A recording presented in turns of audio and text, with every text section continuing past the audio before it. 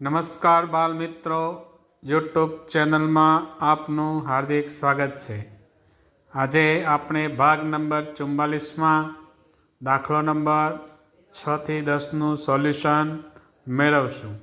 તો ચાલો આપણે શરૂ કરીએ. દાખલો નંબર 6, જેમાં નીચે આપેલ દરેક પ્રશ્નમાં આપેલ શબ્દ પરથી કયા વિકલ્પમાં અંગ્રેજી શબ્દનું નિર્માણ થાય છે તે જણાવો.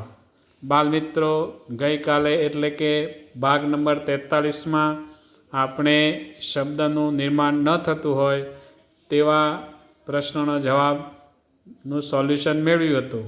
આજે આપણે આ મૂળાક્ષરો પરથી એટલે કે શબ્દમાંથી જે શબ્દનું નિર્માણ થતું હોય તે આપણે શોધવાનું છે. જે શબ્દનું નિર્માણ ન થતું હોય તે શબ્દ આપણે ગણવાનો નથી. તો ચાલો, પહેલો શબ્દ છે રિમેમ્બરિંગ. આ શબ્દમાંથી નીચે આપેલા કયા શબ્દોમાંથી આ શબ્દનું નિર્માણ થાય છે તેનો જવાબ આપણે લખવાનો છે. સૌ પ્રથમ એગ્રી. તો આપણે જોઈએ તો AGREE આ મૂળાક્ષરો આપેલ શબ્દમાં એ સિવાયના બધા મૂળાક્ષરો છે, એટલે આ શબ્દનું નિર્માણ થતું નથી. બીજો શબ્દ છે ગ્રીન.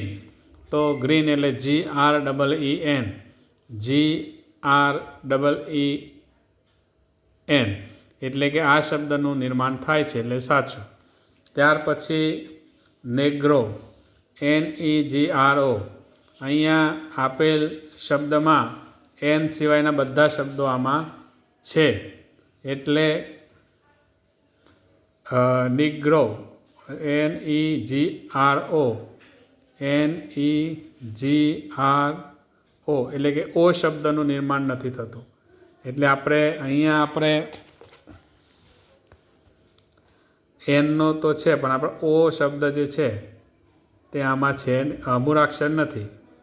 આ એન તો છે, એટલે આ પણ આવશે નહીં. ત્યાર પછી રેઇન. RAIN. તો આર છે પણ એ નથી, IN છે, એટલે એ જે છે એ નથી, એટલે આ શબ્દ પણ ન આવે. તો આપણે આપેલ 4 શબ્દ પૈકી ગ્રીન જે શબ્દ જે છે તેનું નિર્માણ થાય છે, એટલે સાચો જવાબ આપણો આવશે બી, એટલે કે ગ્રીન. ત્યારબાદ દાખલો નંબર 7, એક્ઝામિનેશન. સૌ પ્રથમ એ શબ્દમાં ANIMAL એનિમલ. એનિમલમાં અહીંયા જોઈએ તો એક્ઝામિનેશનમાં એલ સિવાયના બધા જ મૂળાક્ષરો છે, એટલે એલ નથી, એટલે આપણે એ શબ્દનું નિર્માણ થશે નહીં. પછી બી એક્ઝામાઇન. એક્ઝામાઇનર.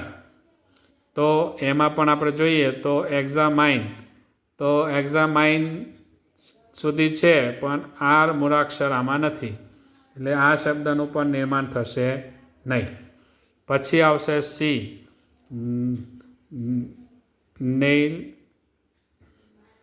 નેશનલ. નેશનલમાં જોઈએ આપણે તો એમાં એલ સિવાયના બધા મૂળાક્ષરો આમાં આવી જાય છે, એટલે એલ નથી આવતો, એટલે એ પણ આવશે નહીં. ત્યાર પછી એનિમેશન. ANIMATION. તો ANIMATION એનિમેશન છે, એટલે આમાં બધા જ મૂળાક્ષરો જે છે તે એક્ઝામિનેશનમાંથી લીધેલા છે, એટલે આમાં એ શબ્દનું નિર્માણ થાય છે, એટલે આપણો જવાબ આવશે ડી. બરાબર. ત્યારબાદ દાખલો નંબર 8, શબ્દ છે ઇમિડિયેટલી. આ શબ્દમાં મૂળાક્ષરોમાંથી જોઈએ તો પહેલો ડિયાલેક્ટ. DIALECT. તો ડી છે, આઈ છે, એ છે, એલ છે, ઈ છે, સી. તો સી મૂળાક્ષર આમાં નથી, ટી છે, એટલે સી મૂળાક્ષર આમાં નથી, એટલે અહીંયા આ શબ્દનું નિર્માણ થશે નહીં. પછી બીમાં લિમિટેડ LIMITED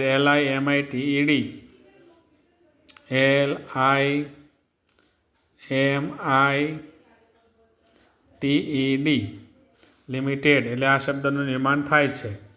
ત્યાર પછી ડાયામીટર DIAMETER તો અહીંયા આર સિવાયના બધા જ મૂળાક્ષરો આમાં છે, એટલે આર નથી એટલે આપણે આ શબ્દનું પણ નિર્માણ થશે નહીં.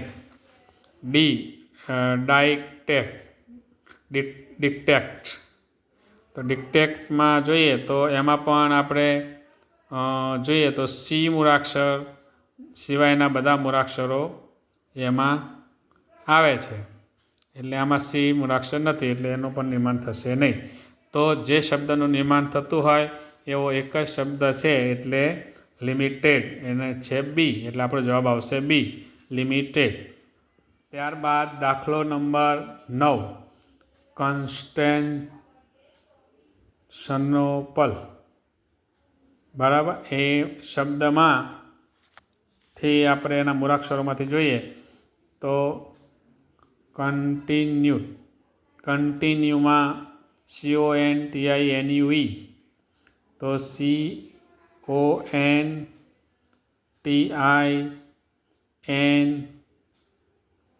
છે, યુ આમાં આપેલો નથી એટલે યુ મૂળાક્ષર નથી એટલે શબ્દનું નિર્માણ થશે નહીં. ત્યાર પછી બી મૂળાક્ષર છે, બી શબ્દ છે જેમાં કોન્સેલન્સ તો એમાં આપણે જોઈએ તો સી એક વખત છે, જ્યારે અહીંયા સી 3 વખત છે. બાકીના શબ્દો જોઈએ તો ONS પછી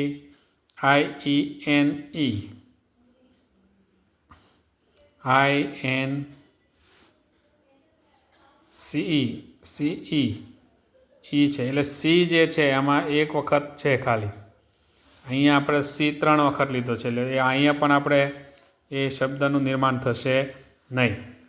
પછી સીમાં કોન્સ્ટન્સ, એમાં પણ સી 2 વખત છે એટલે બાકીના મૂળાક્ષરો છે પણ સી 2 વખત છે એટલે એ પણ આપણો જવાબ આવશે નહીં.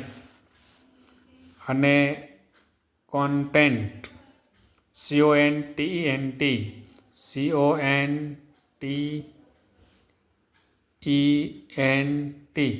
એટલે એ આવે છે. એટલે ડી શબ્દ જે છે એમાં કોન્ટેન્ટ શબ્દનું નિર્માણ આ શબ્દમાંથી થાય છે એટલે આપણો જવાબ આવશે ડી. ત્યારબાદ દાખલો નંબર 10 કોન્ટેન્શન્સ. એમાં આપણે જોઈએ આ શબ્દમાંથી એ સ્કોટ SCOT, એસ છે, સી છે, ઓ નથી, ટી છે એટલે આ શબ્દનું નિર્માણ થશે નહીં.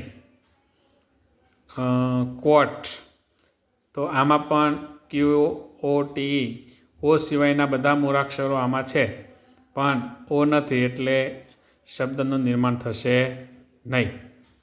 ત્યારબાદ ક્વાઇટ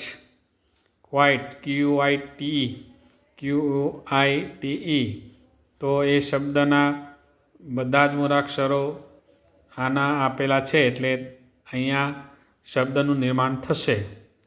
ત્યાર પછી ઇસ્ટીમમાં ઈ છે, એસ છે, TEE પણ છે, એમ નથી એટલે એમ મૂળાક્ષર એમાં નથી એટલે અહીંયા પણ શબ્દનું નિર્માણ થશે નહીં. તેથી આપણો જવાબ આવશે શું તો કે જવાબ આવશે સી, ક્વાઇટ શબ્દનું નિર્માણ આમાંથી થાય છે એટલે આપણો જવાબ આવશે સી. બાળમિત્રો, આજે આપણે ભાગ નંબર 44માં 6 થી 10 દાખલાનો સોલ્યુશન મેળવ્યું. હવે પછી આપણે ભાગ નંબર 45માં પાછા મળશું, જેમાં સરળ સાદુરૂપના દાખલાઓ છે તેનું આપણે સોલ્યુશન મેળવશું. નમસ્કાર. બાલમિત્રો, વિડીયો નિયમિત જોતા રહેશો અને તમને સારું લાગ્યું હોય તો લાઈક કરજો, ચેનલને સબસ્ક્રાઈબ કરજો. નમસ્કાર.